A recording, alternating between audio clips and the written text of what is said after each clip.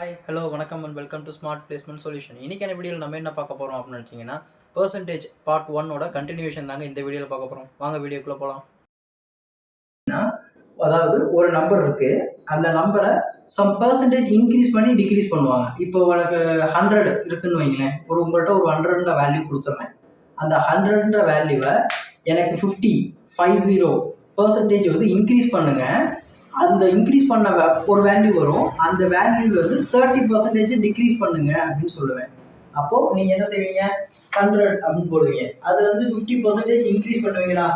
50% increase பண்ணால் எனக்கு 115 போடுவீங்க. அந்த 150க்கு 30% எவ்வளோன்றதை பார்த்து 150க்கு 10% வந்து 15. அப்போ அதை 3ஆல் மல்டிப்ளை பண்ணிங்கன்னா 30% கிடச்சிடும். அதை அந்த 150லேருந்து சப்ராக்ட் பண்ணி இதுதான் சார் நீங்கள் சொன்னதுக்கான ஆன்சர்ன்றதை சொல்லுவீங்க. அதே வேலையை தான் இங்கே பார்க்க போகிறோம். கொஸ்டின் நோட் பண்ணிக்கிங்க. A number is increased by 30% first and then it increased by 20%. ஒரு நம்பரை 30% ஃபர்ஸ்ட் இன்க்ரீஸ் பண்ணுறாங்க, அந்த வந்த ரிசல்ட்டை 20% இன்க்ரீஸ் பண்ணுறாங்க. எவ்வளோ ஸ்டார்டிங்கில் இருந்ததுக்கும் இப்போ இருந்ததுக்கும், அதாவது ஃபைனலாக இருக்கிறதுக்கும் ஸ்டார்டிங்கில் இருந்ததுக்கும் எவ்வளோ டிஃப்ரென்ஸ் இருக்குங்கிறத கேட்குறாங்க. ஓகே, இதே ரெண்டு மெத்தடில் சால்வ் பண்ணலாம். ஒன்று ஃபார்முலா யூஸ் பண்ணி சால்வ் பண்ணலாம், இன்னொன்று வந்து நம்ம ஜென்ரல் நம்மளுடைய நார்மல் திங்கிங் ப்ராசஸ் மூலமும் சால்வ் பண்ணலாம். ஓகே, இப்போ என்ன சொல்லியிருக்காங்க, 4th சம். அதாவது ஒரு நம்பர் இருக்கு, 100ன்ற ஒரு நம்பர் இருக்குன்னு வைங்களேன். 100 ஏன் சொல்றேன் அப்படின்னா, நம்ம பெர்சன்டேஜ் அப்படின்னாலே இன்பில்ட்டாவே 100ன்னு எடுத்துக்கணும். ஏன்னா அவங்க ஸ்டார்டிங் வேல்யூ கொடுக்க மாட்டாங்க. கொடுத்துருந்தா கொடுத்த வேல்யூ எடுத்துக்கோங்க. பட் இல்லை சார் மென்ஷன் பண்ணலை அப்படின்னா நம்ம 100ன்றத வேல்யூவா எடுத்துக்கணும். இந்த வேல்யூ தான் நம்ம ஸ்டார்ட் பண்ணணும். எப்போ எடுத்தாலும் கொடுக்கலைன்னா, கொடுத்தா அவங்க என்ன கொடுத்துருக்காங்களோ மென்ஷன் பண்ணியிருக்காங்களோ அதை தான் எடுக்கணும். ஓகே, 100ன்ற ஒரு வேல்யூ இருக்கு சார். ஃபர்ஸ்ட் என்ன சொல்லியிருக்காங்க, 20%. சரி, ஃபர்ஸ்ட் வந்து 30% இன்க்ரீஸ் பண்ணியிருக்காங்க. அப்போ 100லேருந்து 30% இன்க்ரீஸ் பண்ணுறாங்க அப்படின்னா 130 ஃபர்ஸ்ட். ஓகேங்களா, இது 100, அது வந்து 30% இன்க்ரீஸ் பண்ணியிருக்காங்க 30. ஓகே, நெக்ஸ்ட் எவ்வளோ இன்க்ரீஸ் பண்ணியிருக்காங்க, 20%, 20.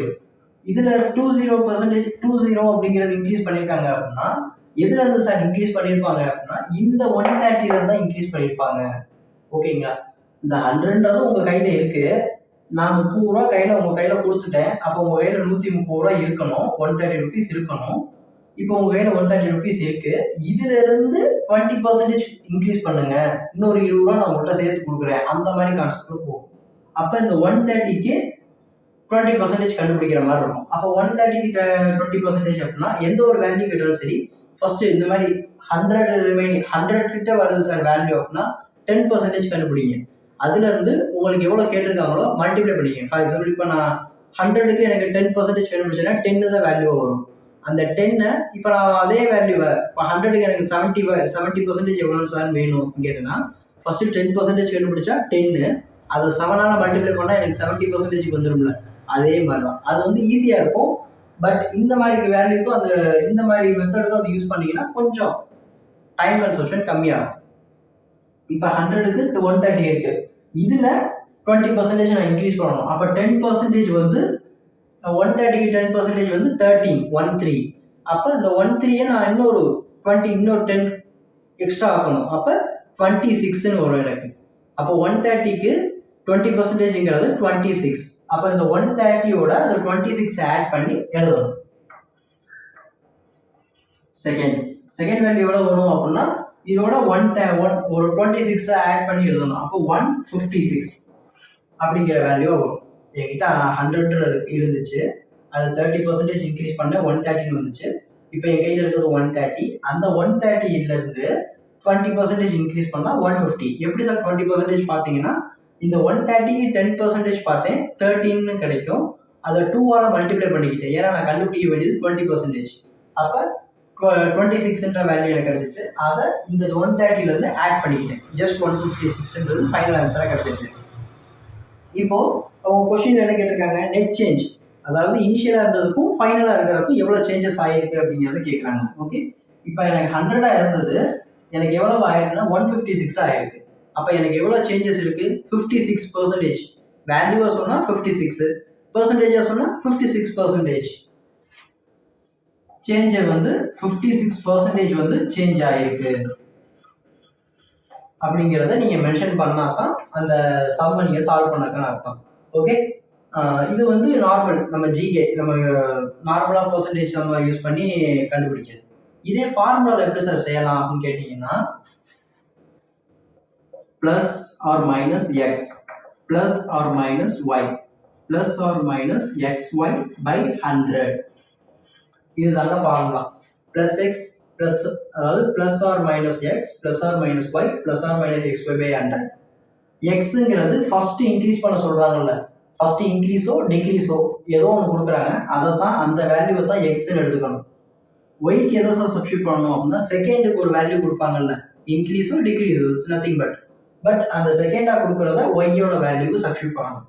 இந்த ப்ளஸ் மைனஸ் என்ன சார் டினோட் பண்ணுது அப்படின்னு கேட்டிங்கன்னா உங்களுடைய வார்த்தையிலேயே கொஸ்டின்லேயே கொடுத்துருப்பாங்க, வேர்ட்லேயே இன்க்ரீஸ் டிக்ரீஸ்ன்ற வார்த்தை கொடுத்துருப்பாங்க. இன்க்ரீஸ் அப்படின்னு கொடுத்துருந்தா ப்ளஸ் போட்டுருங்க, ப்ராப்ளம் இல்லை. டிக்ரீஸ் அப்படிங்கிற வார்த்தை கொடுத்துருந்தா மைனஸ், நீங்கள் முன்னாடி மைனஸ் அப்படி அந்த வேல்யூ சப்ஸ்டியூட் பண்ணி மைனஸ்ன்னு முன்னாடி நீங்கள் மென்ஷன் பண்ணணும். ஓகே, இப்போ இதே சம நான் இங்கே செய்யணும் பாருங்களேன். ஃபர்ஸ்ட் எனக்கு வந்து 30% இன்க்ரீஸ்டு, அடுத்து 20% இன்க்ரீஸ். அப்போ இன்க்ரீஸுங்கனால எனக்கு இங்கே ரெண்டுமே ப்ளஸ் தான் வரும். ஓகேங்களா, ஃபர்ஸ்ட்டு 30%னால 30 போட்டுக்கிறேன், 30. Next 20 plus 20. Okay, next plus 20. இந்த இடத்துல என்ன சார் வரும், இந்த இடத்துல என்ன சார் சப்ஸ்டியூட் பண்ணணும் அப்படின்னு கேட்டிங்கன்னா இங்கே என்ன வருதுன்னு பாருங்க. Plus into plus plus, plus into minus minus, minus into minus plus.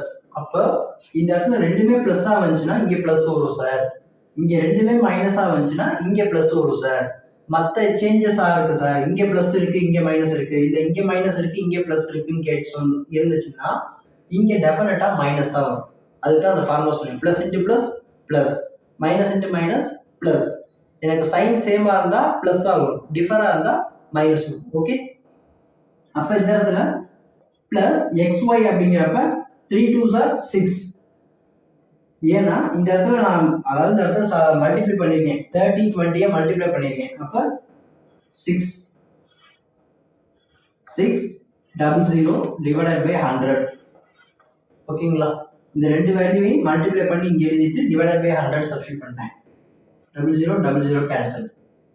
Remaining 30 20 50 add பண்ணுறேன். 30 20 50 ப்ளஸ் இங்கே எனக்கு ஒரு 6 இருக்கு, 56ங்கிறது தான் ஆன்சர்.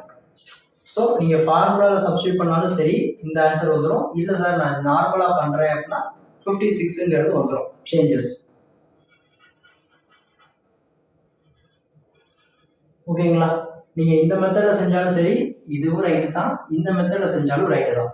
பட் நீங்கள் இந்த மெத்தடில் சூஸ் பண்ணுறேன் சார் இது எனக்கு ஈஸியாக இருக்குது சார் அப்படின்னா இந்த நீங்கள் நான் சொன்னப்போ 5% எடுத்தோம்ல அதில் ஸ்ட்ராங்காக இருக்கணும். எனக்கு நீங்கள் அங்கே என்ன வேல்யூ கொடுத்தாலும் சரி ஃபஸ்ட்டு நீங்கள் 100க்கு எடுத்துருங்க. 100க்கு இந்த இந்த வேர்டு வந்து உங்களுக்கு இன்டிமேட் ஆயிடணும். 100க்கு 10% அப்படின்னா 10.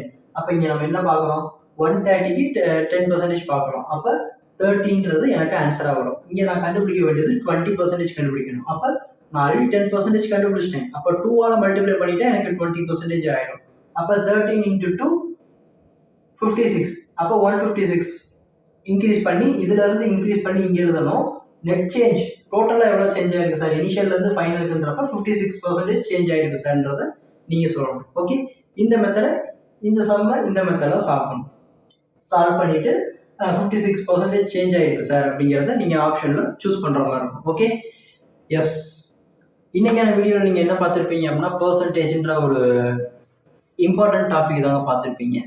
இந்த வீடியோ நீங்கள் பார்த்ததுக்கப்புறம் பெர்சன்டேஜ் அப்படின்ற சம் உங்களுக்கு வந்தாலே நீங்கள் பயப்படாமல் ஜஸ்ட் நம்ம ஒரு அப்ரோச் பண்ணி பார்ப்போம், ஒரு அட்டெம்ப்ட் கொடுத்து பார்ப்போன்ற ஒரு கான்ஃபிடென்ட் உங்களுக்கு நிச்சயமாக வந்திருக்கும். ஓகே, நீங்களும் ஃபர்தராக சம்ஸ் எடுத்து சால்வ் பண்ணுங்கள், டவுட்ஸ் கிளாரிஃபை பண்ணுங்கள்.